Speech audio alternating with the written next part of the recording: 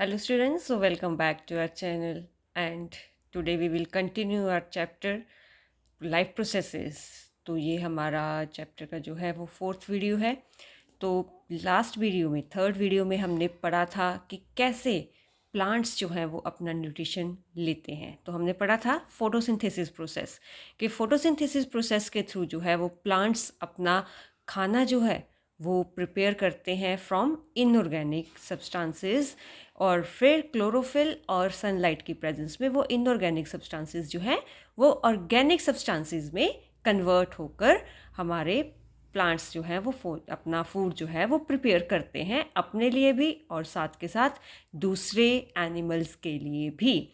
तो हमने ये भी पढ़ा था कि क्लोरोप्लास्ट जो है वो क्या है, साइट ऑफ फोटोसिंथेसिस। तो हमने ये डायग्राम कल एक्सप्लेन करा था कि ये डॉट्स जो हमें दिखाई दे रहे हैं ये सारे के सारे जो हैं ये क्लोरोफिल हमें जो है वो क्लोरोप्लास्ट जो है वो दिखाई दे रहे हैं। ये डॉट्स जो है वो क्या शो कर रहे हैं कि क्लोरोप्लास्ट है और वो क्लोरोप्लास्ट कौन कहाँ पर है, फोटोसिंथेटिक टिश्यू में, जिसको हम मिजोफिल्स भी कहते हैं। और क्लोरोप्लास्ट में ही हमारे पास क्लोरोफिल प्रेजेंट होता है।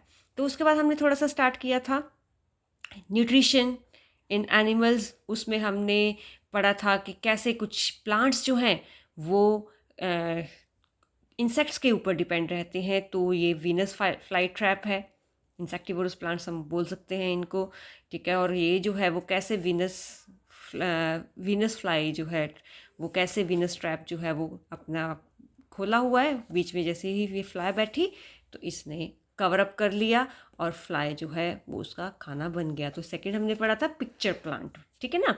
उसके बाद हमने हमारे पास 3 ग्रुप्स थे फूड हैबिट्स के अकॉर्डिंग प्लांट एनिमल्स में, हार्बिवोर्स, कार्निवोर्स, ओमनिवोर्स। तो फिर हमने ये पढ़ा था। उसके बाद जो है वो हमने देखा था कि डिफरेंट स्टेप्स होते हैं एनिमल्स के फूड में। तो ingestion, digestion, absorption, assimilation, egestion और साथ के साथ लास्ट स्टेप था इजेशन। उसके बाद फिर हमने न्यूट्रिशन इन सिंपल एनिमल्स करा था, मतलब सिंगल सेल्ड में। तो वो अमीबा था और हमने पैरामीशियम जो था वो करा था। लास्ट उसने हमने टॉपिक में करा था कि nutrition in complex multi cellular organism, कि मल्टी सेलुलर ऑर्गेनिजम्स में जो है वो कॉम्प्लेक्स फूड हम लेते हैं और फिर कॉम्प्लेक्स फूड लेने के लिए प्रोसेस जो है वो डाइजेशन करते हैं, जिससे कॉम्प्लेक्स फूड जो है वो सिंपल फूड में कन्वर्ट होता है। और वो सिंपल फूड में जब कन्वर्ट होता है तो फिर उसके बाद जो है वो हमारा डाइजेशन जो है वो स्टार्ट हो जाता है और उस सिंपल फूड को हम जो है वो डाइजेस्ट कर लेते हैं, ठीक है। तो आज का हमारा जो टॉपिक है वो है न्यूट्रिशन इन ह्यूमन बींग्स, के ह्यूमन बींग्स में जो है वो न्यूट्रिशन जो है वो कैसे होता है। तो न्यूट्रिशन जो है वो डाइजेस्टिव सिस्टम बोल देते हैं ह्यूमन बींग्स का, डाइजेस्टिव सिस्टम। तो डाइजेस्टिव सिस्टम जो है वो हमने करा था पहले, जिनकी न्यूट्रिशन जो है वो पीछे हमने जब करा कि कॉम्प्लेक्स मल्टी सेलुलर एनिमल्स जो है वो जो है कॉम्प्लेक्स फूड लेते हैं और वो कॉम्प्लेक्स फूड जो है वो डायरेक्टली हमारी बॉडी में एब्जॉर्ब नहीं होता है, डायरेक्टली डाइजेस्ट नहीं होता है। उसके लिए कई सारे ऑर्गन्स मिलकर जो है वो एक ऑर्गन सिस्टम बनाते हैं और वो सारे ऑर्गन्स जो है वो मिलकर इस कॉम्प्लेक्स फूड को सिंपल सब्सटेंस में कन्वर्ट करके फिर हमारे लिए वो जो है डाइजेशन प्रोसेस इजी हो जाता है और फिर डाइजेस्ट होकर और फिर डाइजेशन के बाद फिर हम उस फूड को एब्जॉर्ब करते हैं और उसका यूज़ करते हैं, ठीक है। तो हमारी बॉडी में मैंने जैसे बोला कि डाइजेस्टिव सिस्टम में जो है वो कई तरह के ऑर्गन्स जो हैं वो हम यूज़ करते हैं अपनी बॉडी में डाइजेशन के लिए। तो जो हमारी डाइजेस्टिव सिस्टम के लिए अलग अलग से हमारे जो ऑर्गन्स हैं वो कौन कौन से आ जाते हैं। फर्स्ट हमारे पास आ जाता है माउथ। तो आपको पता ही है माउथ के थ्रू जो है वो हम अपना खाना जो है वो लेते हैं, इनटेक करते हैं। माउथ के बाद आ गया ईसोफेगस। ईसोफेगस को हम फूड पाइप भी बोल देते हैं। नेक्स्ट उसके बाद आता है स्टमक। तो स्टमक के बाद हमारे पास आता है स्मॉल इंटेस्टाइन और उसके बाद जो है लार्ज इंटेस्टाइन। ये कुछ ऑर्गन्स थे जो कि डाइजेशन में जो है वो पार्टिसिपेट करते हैं, फूड को सिंपल सब्सटेंस में कन्वर्ट करने में हेल्प करते हैं। इसके साथ साथ कुछ ग्लैंड्स भी जो हैं वो डाइजेशन में हेल्प करते हैं। तो ग्लैंड्स जो हैं वो ह्यूमन डाइजेस्टिव सिस्टम में हमारे पास आ जाते हैं स्लाइवरी ग्लैंड, लीवर और पेनक्रियाज। ठीक है, तो ये 3 ग्लैंड्स जो हैं वो हमारे डाइजेशन में हेल्प करते हैं। उसके बाद हमारे पास जो है एलिमेंट्री कैनाल। तो एलिमेंट्री कैनाल जो है वो मैंने कल बताया था कि माउथ से लेकर एनस तक एक जो है लॉन्ग ट्यूब जो है वो जाती है माउथ टू एनस, और उसी ट्यूब को जो है वो हम क्या बोलते हैं, एलिमेंट्री कैनाल बोलते हैं। तो ये एलिमेंट्री कैनाल ह्यूमन बींग्स में ऑलमोस्ट 9 मीटर्स लंबी है, और इसमें कई सारे ग्लैंड्स जो हैं वो अपना सिक्रीशन, अपना जूस जो है, अपने एंजाइम्स जो हैं वो सिक्रीट करते हैं किसके थ्रू, डक्ट्स के थ्रू। डक्ट्स मीन्स के पाइप लाइक स्ट्रक्चर हम बोल सकते हैं। और ठीक है, और फिर जो है उसमें अपनी सिक्रीशंस, डाइजेस्टिव जूसेस, एंजाइम्स जो है वो जाते हैं, और फिर फूड हमारा जो है वो डाइजेस्ट होता है। तो सबसे पहले प्रोसेसेस देख लेते हैं। सबसे पहले हमारे पास आता है प्रोसेस इंजेशन। इंजेशन तो कल मैंने बताया था कि इंजेशन क्या है, इनटेक ऑफ फूड। तो इनटेक ऑफ फूड जो है वो किसके थ्रू होता है, माउथ के थ्रू। तो माउथ के थ्रू जो है वो हम अपना खाना जो है वो खा लेते हैं, अपनी बॉडी के अंदर लेके जाते हैं। ठीक है, उसके बाद सेकंड स्टेप जो है, इंजेक्शन, खाना अपनी बॉडी में चला गया। अब खाना खाने के बाद जो है वो खाना डाइजेस्ट होता है। तो सबसे पहले तो हम अपना सीक्वेंस देख लेते हैं फूड का कि क्या सीक्वेंस है हमारी बॉडी में। सबसे पहले हमारे पास जो है वो माउथ के थ्रू खाना जाता है। ठीक है, फिर उसके बाद टीथ उसको च्यू करते हैं, टंग जो है वो उसको मिक्स करने में, स्लाइवा के साथ मिक्स करने में हेल्प करती है, और स्लाइवरी ग्लैंड्स के थ्रू, स्लाइवा, स्लाइवा मतलब थूक जिसको हम सिंपल बोल देते हैं, तो वो हमारी मुंह में जो है वो खाने के साथ मिक्सअप होता है। नेक्स्ट ये ईसोफेगस जा रहा है। ये ईसोफेगस जस्ट एक पाइप है जो कि माउथ को स्टमक के साथ ज्वाइन करती है। तो ईसोफेगस के थ्रू जो है वो फूड जो है माउथ से हमारे स्टमक में आता है। तो स्टमक में जब ये आता है तो यहाँ भी कुछ प्रोसेसेस होते हैं, डाइजेशन जो है वो फूड की होती है, वो हम डिटेल में अभी करेंगे आगे।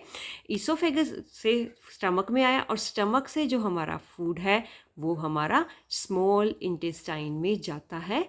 ये स्मॉल इंटेस्टाइन है।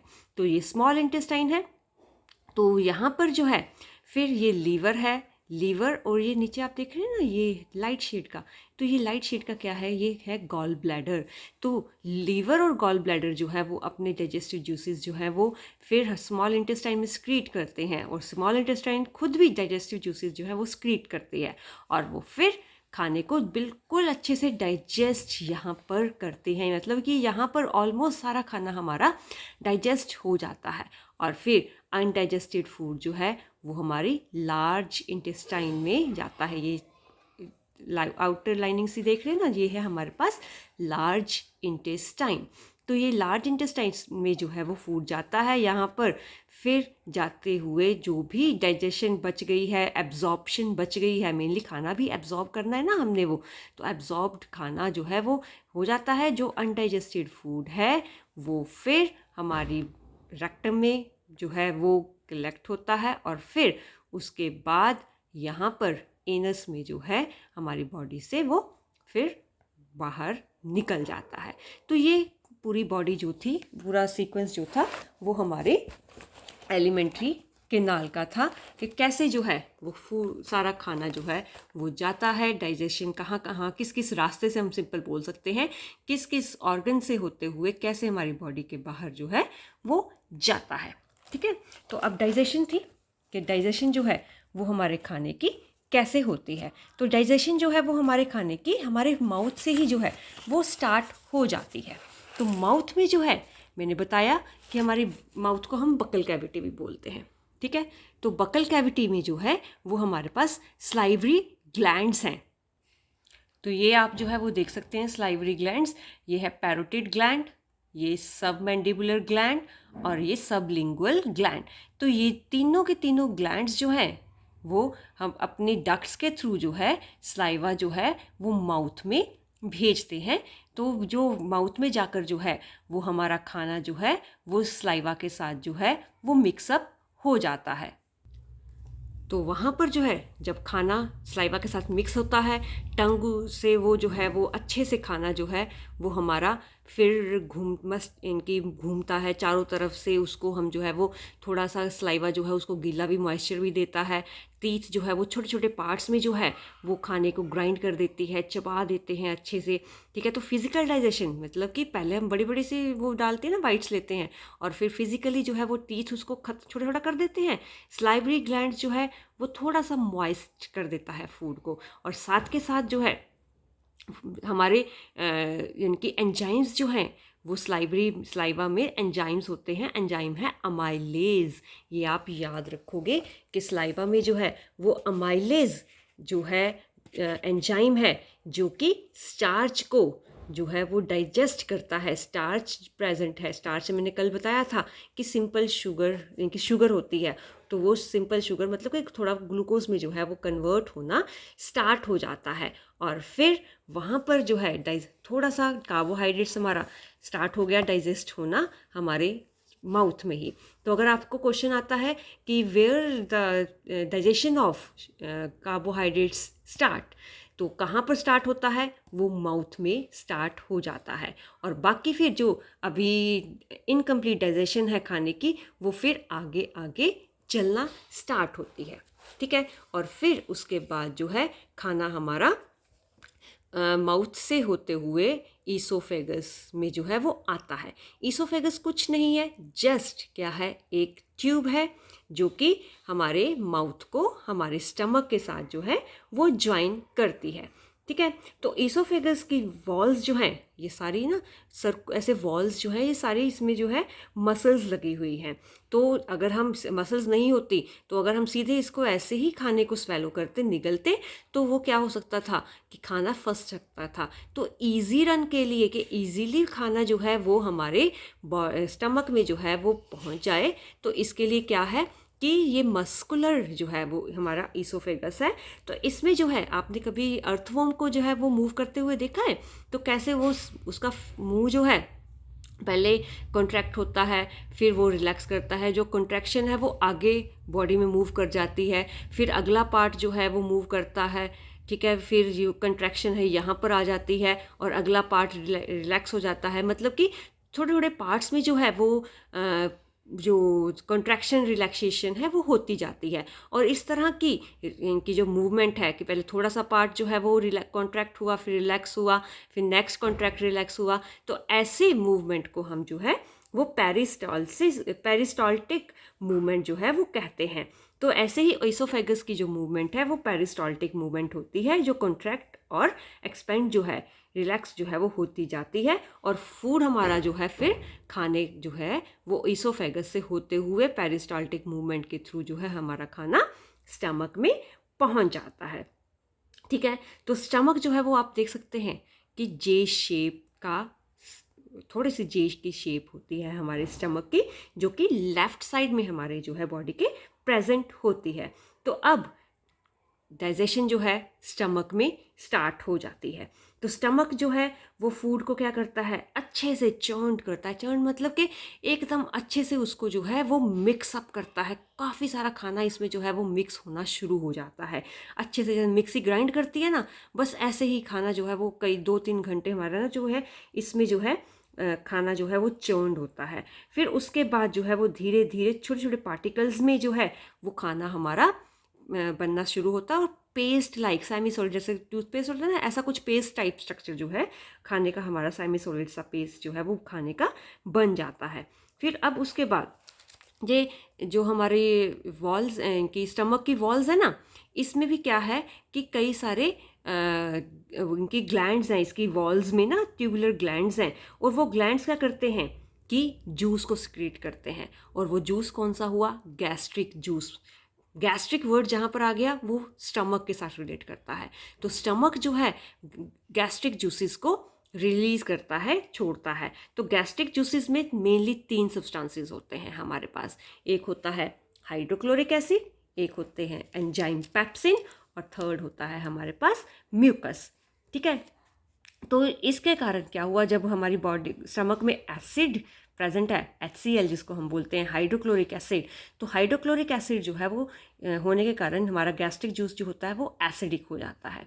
ठीक है, तो पेप्सिन एंजाइम जो है वो हमारे प्रोटीन्स को जो है वो छोटे छोटे मॉलिक्यूल्स में कन्वर्ट करता है। लेकिन पेप्सिन की एक ही शर्त होती है पेप्सिन एंजाइम की, कि पेप्सिन जो है वो तभी अपनी डाइजेशन स्टार्ट करेगा, अपना काम तभी स्टार्ट करेगा जब उसको एसिडिक मीडियम मिलेगा।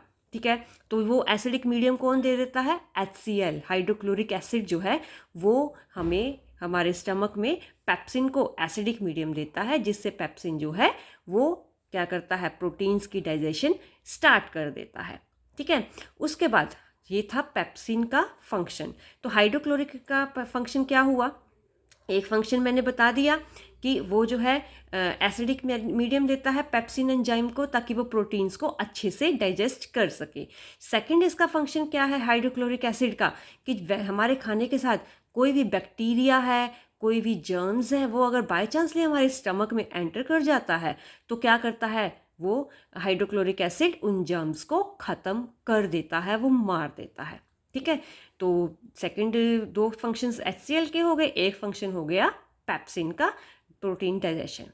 तो अब थर्ड हमारी पेप्सिन इसमें स्टमक में क्या होता है, म्यूकस होता है। तो म्यूकस क्या करता है, हमारी बॉडी को, हमारे स्टमक को जो है, स्टमक की वॉल्स को जो क्या करता है, हाइड्रोक्लोरिक एसिड से जो है वो बचाता है। अब एसिड है, अब एसिड तो कोई भी चीज़ को ख़राब करती है ना, जला देती है, इरोड कर देती है। तो अगर हमारी बॉडी में, हमारे स्टमक में म्यूकस नहीं होता तो क्या होता, हमारी लाइनिंग धीरे धीरे धीरे जो है वो करोड कर जाती और इरोड कर जाती, और फिर अल्सर बन सकते थे हमारे स्टमक में। तो हम म्यूकस का फंक्शन यही है कि हमारे स्टमक की वॉल को जो है वो HCl के हाइड्रोक्लोरिक एसिड से जो है वो बचाता है। ठीक है, अब स्टमक का काम ख़त्म हो गया यहाँ पर। अब स्टमक के बाद जो है सॉरी, खाना जो है वो कहाँ पर पहुँचता है, हमारे स्मॉल इंटेस्टाइन में। तो यहाँ पर जो है स्फिंक्टर्स लगे हुए हैं, स्फिंक्टर मतलब वॉल्स जो है एक तरह से मसल्स हैं यहाँ पर, जो कि खाने को कहाँ पर भेज रहे हैं, यहाँ पर स्मॉल इंटेस्टाइन में भेज रहे हैं। तो नाम बेशक इसका स्मॉल इंटेस्टाइन है, आप स्ट्रक्चर देख सकते हैं कि, लेकिन कितनी सारी इसकी जो है जैसे कितना सारा इनकी कॉइल्ड हुआ पड़ा है, गोल गोल गोल गोल घुमा हुआ है ना। लेकिन सबसे लंबी, अगर एलिमेंट्री में कैनाल में पूछा जाए सबसे लंबा पार्ट किसका है, सबसे लंबी लाइनिंग किसकी है, तो वो क्या है, एलिमेंट्री कैनाल। तो 9 मीटर्स टोटल एलिमेंट्री कैनाल है। एलिमेंट्री कैनाल में 6.5 मीटर्स लंबी जो है वो हमारे पास स्मॉल इंटेस्टाइन होता है। तो स्मॉल इंटेस्टाइन जो है, इसको स्मॉल इसलिए बोलते हैं क्योंकि इसका जो इनकी वो छेद हम बोल लें, या इसके अंदर का जो स्पेस है वो बहुत ही नैरो होता है। नैरो मतलब टाइट होता है, इसलिए हम इसको स्मॉल इंटेस्टाइन बोलते हैं, लेकिन लंबी सबसे ज़्यादा यही होती है। तो अब जो बाकी का डाइजेशन है खाने का, वो जो है यहीं पर स्मॉल इंटेस्टाइन में होता है। तो जो रूमिनेंट्स होते हैं ना, रूमिनेंट्स मतलब खास खाने वाले जो एनिमल्स होते हैं, काऊ, बफेलो, गोट, उनकी सबसे ज़्यादा जो है लॉन्गेस्ट जो है का वो स्मॉल इंटेस्टाइन होती है। और जो कार्निवोर्स होते हैं उनकी स्मॉल इंटेस्टाइन सबसे छोटी होती है, मतलब कि अगर स्मॉल इंटेस्टाइन को कंपेयर करा जाए। ठीक है, क्योंकि जो हर्बीवोर्स होते हैं, घास वगैरह खाते हैं ना, तो वो जो है सेलुलोज जो है उनके खाने में होता है, और वो सेलुलोज जो है वो स्मॉल इंटेस्टाइन में सबसे ज़्यादा टाइम लेता है डाइजेस्ट करने का। तो वो जो है इसलिए इनकी स्मॉल इंटेस्टाइन लंबी होती है। तो स्मॉल इंटेस्टाइन में भी जो है खाना सबसे ज़्यादा डाइजेस्ट होता है। अब यहीं पर जो है कार्बोहाइड्रेट्स, प्रोटीन्स और फैट्स जो हैं वो डाइजेस्ट होंगे। तो सबसे पहले हम बात करते हैं स्मॉल इंटेस्टाइन। तो स्मॉल इंटेस्टाइन में जो है वो देखो, स्मॉल इंटेस्टाइन में हमारे पास ये रेड कलर का आप देख रहे हैं ना, लीवर है, और लीवर के साथ जो है ग्रीन कलर का आपको दिखाई दे रहा है, ये गॉल ब्लैडर है। गॉल ब्लैडर आपने सुना होगा, जिसको हम पित्ता बोल देते हैं ना।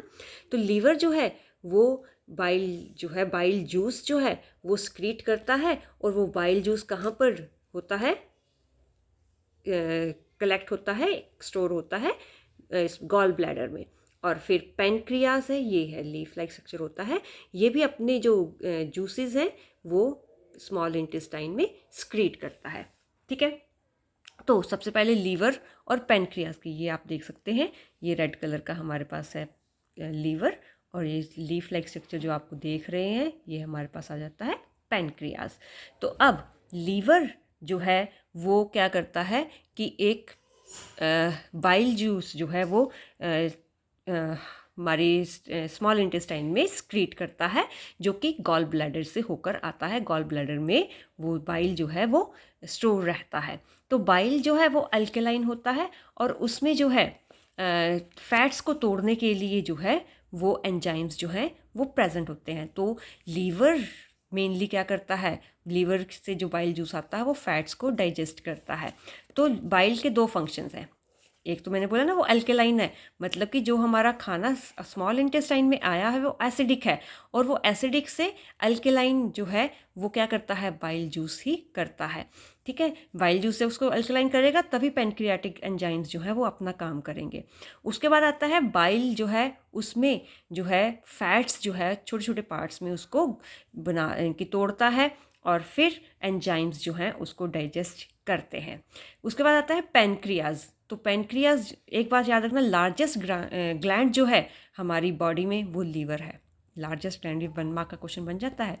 तो पैनक्रियाज भी जो है एक लार्ज ग्लैंड है जो कि बिल्कुल स्टमक के नीचे होता है, और पैनक्रियाटिक जूस जो है वो पैनक्रियाज क्रिएट करते हैं। उसमें डाइजेस्टिव एंजाइम्स जो हैं वो पैनक्रियाटिक अमाइलेज होगा, ट्रिप्सिन है और लाइपेज है।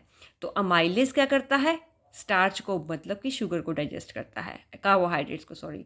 तो अमाइलेज जो है वो स्टार्च को डाइजेस्ट करेगा। एंजाइम ट्रिप्सिन जो है वो प्रोटीन्स को जो है वो डाइजेस्ट करेगा, और एंजाइम लाइपेज जो है वो इमल्सिफाइड फैट्स को जो है वो डाइजेस्ट करेगा। यहाँ पर इमल्सिफाई किया था ना, इमल्सिफाई मतलब फैट्स को छोटे छोटे पार्ट्स में डिवाइड करा था बाइल जूस ने। अब वो बाइल जूस ने छोटे छोटे पार्ट्स में डिवाइड कर दिया, अब उस इमल्सिफाइड फैट को लाइपेज जो है वो डाइजेस्ट करेगा। ठीक है, अब सेकंड उसमें स्मॉल इंटेस्टाइन में क्या होता है कि स्मॉल इंटेस्टाइन में जो है उसकी वॉल्स खुद की जो है वो, उसमें ग्लैंड्स होते हैं जो कि इंटेस्टाइनल जूस जो है वो स्क्रीट करते हैं। तो उसमें भी कई सारे एंजाइम्स होते हैं जो कार्बोहाइड्रेट्स को ग्लूकोज में कन्वर्ट कर देते हैं, प्रोटीन्स को अमीनो एसिड्स में, और फैट्स को फैटी एसिड्स और ग्लिसरॉल में कन्वर्ट करते हैं। तो ये ग्लूकोज हो गया, अमीनो एसिड्स हो गया, फैटी एसिड्स हो गया, ग्लिसरॉल हो गया। ठीक है, ये सारे के सारे क्या है, स्मॉल मॉलिक्यूल्स हैं, मतलब सिंपल मॉलिक्यूल्स हैं, और साथ के साथ वाटर सॉल्युबल हैं, ये वाटर में मिक्स अप हो जाते हैं।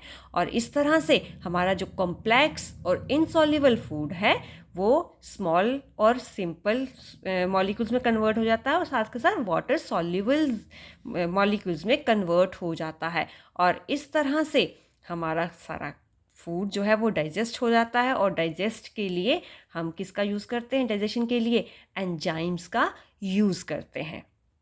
फिर उसके बाद आता है एब्जॉर्प्शन। अब डाइजेशन के बाद हमने पढ़ा है कि डाइजेस्ट फूड जो है वो हमारी बॉडी में एब्जॉर्ब होता है। तो डाइजेशन के बाद जो है वो फिर इंटेस्टाइन की वॉल्स में जो है वो खाना पास ऑन होना शुरू होता है, और इंटेस्टाइन की वॉल्स में जो है वो क्या होता है, ब्लड सप्लाई हो रहा है। तो ब्लड जो सीधा जो है फूड जो है वो छोटे छोटे मॉलिक्यूल्स जो हैं वो पास ऑन होना स्टार्ट होते हैं, और इसी प्रोसेस को हम एब्जॉर्प्शन बोल देते हैं। तो डाइजेस्टिव अगर फूड बोला जाए कि digested where digested food is absorbed in our body, तो कहाँ पर होता है, स्मॉल इंटेस्टाइन में। तो स्मॉल इंटेस्टाइन में जो है वो मैक्सिमम खाना जो है वो हमारा एब्जॉर्ब होता है। तो इसमें ना स्पेशल स्ट्रक्चर्स होते हैं हमारी स्मॉल, अगर बाहर से तो हमें लग रहा है कि सीधी सी लाइन होगी इसके अंदर भी, ठीक है ना, हमारी लाइनिंग जो है अंदर की स्मॉल इंटेस्टाइन की, लेकिन नहीं, स्मॉल इंटेस्टाइन की जो लाइनिंग है ना वो ऐसे है, फिंगर लाइक प्रोजेक्शंस हैं, मतलब कि सीधी होने के बजाय टेट ऐसे ऐसे ऐसे ऐसे है, जिगजैग बोल लो चाहे फिंगर लाइक प्रोजेक्शंस बोल लो, इनको हम क्या बोलते हैं, विलाय बोलते हैं। तो इससे क्या होता है, सरफेस एरिया जो है वो स्मॉल इंटेस्टाइन का बढ़ जाता है, और फिर हमारा खाना एब्जॉर्ब जो है बड़ी जल्दी हो पाता है, और फिर सीधा स्मॉल इंटेस्टाइन से होते हुए विलाय में जाता है, विलाय से होते हुए हमारा खाना जो है डाइजेस्टेड फूड जो है वो ब्लड में चला जाता है। अब उसके बाद एसिमिलेशन। तो एसिमिलेशन में पढ़ा था कि डाइजेस्टेड फूड जो है वो एब्जॉर्ब होकर हमारी बॉडी के डिफरेंट सेल्स में पहुंचता है, जहां पर वो जो है ऑक्सीजन के साथ मिलकर हमारी बॉडी को रिपेयर करता है और एनर्जी प्रोवाइड करता है। और फिर एनर्जी के साथ जो है वो फिर हमारा उस प्रोसेस को हम आगे पढ़ेंगे कि एनर्जी प्रोड्यूस होती है, उसको हम रेस्पिरेशन बोल देते हैं। और फिर जो भी एक्स्ट्रा हमारी बॉडी में कार्बोहाइड्रेट्स होंगे जिसका यूज़ हम नहीं कर पाए, वो हम ग्लाइकोजन में कन्वर्ट होता है और वो फिर हमारे लीवर में जो है वो स्टोर हो जाता है, ताकि हम बाद में जैसे फास्ट वगैरह रखते हैं, हम कुछ खाते नहीं हैं फिर भी हमें एनर्जी मिलती है ना, तब यही ग्लाइकोजन फैट्स वगैरह जो है वो हमें एनर्जी देते हैं। नेक्स्ट है इजेशन। अब खाना जो है डाइजेस्ट होकर आगे चला गया। अब डाइजेशन के बाद क्या हुआ कि जो अनडाइजेस्टेड फूड था वो फिर हमारा लार्ज इंटेस्टाइन में आता है। और लार्ज इंटेस्टाइन में क्या है कि जो भी एब्जॉर्प्शन से बच गया है खाना, मतलब कि जो भी अनडाइजेस्टेड फूड है, अगर बाय चांसली उसमें से वाटर ज़्यादा जा रहा है तो वाटर एब्जॉर्ब हो जाता है ज़्यादातर इसमें। इसको लार्ज इंटेस्टाइन इसलिए बोलते हैं क्योंकि इसका जो इनकी वो ट्यूब है ये काफ़ी चौड़ी है। देख सकते हैं ना आपके यहाँ पर, ये थोड़ा सा चौड़ी है, ये थोड़ी सी पतली सी थी, ठीक है ना, लेकिन सबसे लंबी थी। ये छोटी सी है लेकिन इसका जो अंदर का वो इनकी हम बोल सकते हैं एरिया है वो ज़्यादा है, तो इसलिए हम इसको लार्ज इंटेस्टाइन जो है वो बोल देते हैं। तो यहाँ से होते हुए खाना जो है अनडाइजेस्टेड फूड जो है वो फिर हमारा बॉडी में रेक्टम तक पहुँचता है। तो रेक्टम जो है वहाँ पर अनडाइजेस्टेड फूड जो है वो कुछ टाइम के लिए स्टोर होता है और फिर एनस से जो है वो हम अनडाइजेस्टेड फूड जो है अपनी बॉडी से बाहर निकाल देते हैं, ठीक है। तो इस तरह से डाइजेशन जो है वो हमारी बॉडी में होता है। फिर उसके बाद आता है डाइजेशन में न्यूट्रिशन में लास्ट डेंटल कैरीज। तो डेंटल कैरीज क्या है, तो उससे पहले डेंटल की टीथ के बारे में बात करते हैं। तो टीथ जो है वो हम आपसे स्ट्रक्चर देख सकते हैं। टीथ में जो है वह आउटर कवरिंग होती है, ठीक है, इसको हम एनामिल बोलते हैं। तो एनामिल जो है वो आउटर कवरिंग है टूथ की, और ये जो है हार्डेस्ट बोल सकते हैं कि बहुत ज़्यादा हार्ड है, ठीक है। तो टूथ एनामिल जो है वो हार्डेस्ट मटेरियल है हमारी बॉडी में, मतलब कि बोन से भी ज़्यादा हार्डर जो है वो होती है एनामल। तो जो है उसके बाद एनामल के बाद अगला पार्ट हमारे पास आता है डेंटाइन। ये एनामल हो गया, उसके बाद ये पार्ट आ गया डेंटाइन आ गया, ठीक है। तो डेंटाइन के बाद जो है वो अंदर हमारे पास पल्प कैविटी होती है। तो पल्प कैविटी में जो है वो कई सारे नर्व्स होती हैं, ठीक है, ये ग्रीन कलर की आपको दिखाई दे रही है ना, ये नर्व्स हैं। और फिर साथ के साथ ब्लड वेसल्स होती हैं, ये रेड कलर की आपको दिखाई दे रही हैं, तो ब्लड वेसल्स होती हैं, ठीक है। तो ये आप जो है वो ये फिर आपको गम, जिसको हम मसूड़े बोलते हैं, ये आपको हमारे पास मसूड़े आ जाते हैं। तो इतना पार्ट जो है हमारा अंदर रहता है गम्स के, और ये पार्ट हमारे बॉडी के हम बाहर जो है वो देख सकते हैं, ठीक है। अब आता है डेंटल कैरीज होता क्या है। तो डेंटल कैरीज जो है वो छोटी छोटी सी कैविटीज़, जिसको हम बोलते हैं ना कीड़ा लग गया है, वो काले काले से हो जाते हैं ना दांत, तो ये कैविटीज़ होती है, छेद होते हैं, होल्स होते हैं। तो वो क्या है कि जैसे हमने कुछ मीठा खाया, तो मीठा खाने के बाद हम कुछ कुल्ला वगैरह नहीं करते हैं, प्रॉपर उसकी केयर नहीं करते हैं, तो वहाँ पर जो है बैक्टीरिया के एक्शन से जो है वो एसिड बनना स्टार्ट हो जाता है, ठीक है। और फिर एसिड वो जो है वो हमारी एनिमल को जो है वो ख़राब करता है, जिससे होल्स बन जाते हैं, जिसको या फिर हम अपनी लैंग्वेज में उसको कीड़ा बोल देते हैं। ऐसे जब हो जाता है ना तो इसको डेंटल कैरीज बोलते हैं। तो ये कैसे होता है कि हमने शुगरी सब्सटेंस खाया, बैक्टीरिया हम शुगर पर जो है वो एसिड्स डाल देते हैं, मतलब एसिडिक उसको कर देते हैं, उस पर अपना एक्शन करते हैं, और वो एसिड जो है वो धीरे धीरे हमारे जो टूथ है उस एनामल में कैल्शियम सॉल्ट्स है उसको ख़त्म करना शुरू करते हैं, उसको खाते रहते हैं, और धीरे धीरे ये छेद जो है वो हो जाते हैं। और जैसे ही अगर इसको हम ट्रीट नहीं करेंगे ना तो क्या होगा, ये सारा का सारा जो छेद है वो धीरे धीरे धीरे हमारी इस पल्प कैविटी तक पहुंच जाएगा, और जैसे ही पल्प कैविटी तक पहुंचेगा हमारी नर्व्स को जो है वो फिर ये जो है बैक्टीरिया जो है वो इरिटेट करना स्टार्ट करते हैं, और फिर हमें जब दर्द में दांत में दर्द होती है ना, तो यही है जब नर्व्स में हमारे मतलब कि इस पल्प कैविटी में जो है वो बैक्टीरिया अपना एक्शन करना स्टार्ट करते हैं, तब हम फिर डॉक्टर के पास जाते हैं, डेंटिस्ट के पास जाते हैं, इसका ट्रीटमेंट लेते हैं। तो इसलिए कहते हैं कि हमें रेगुलरली अपना जो है वो ब्रश करना चाहिए मॉर्निंग और सोने से पहले, और साथ के साथ जो है इसकी केयर जो है वो करनी चाहिए।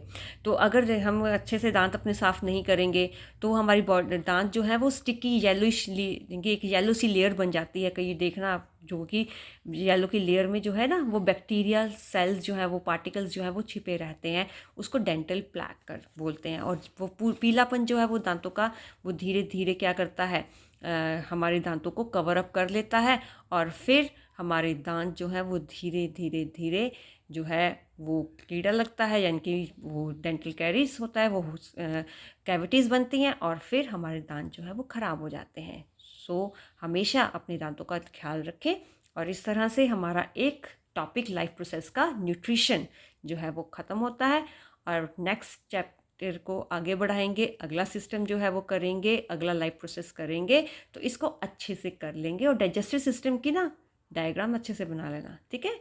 So take care of yourself and your family and study hard. Bye bye.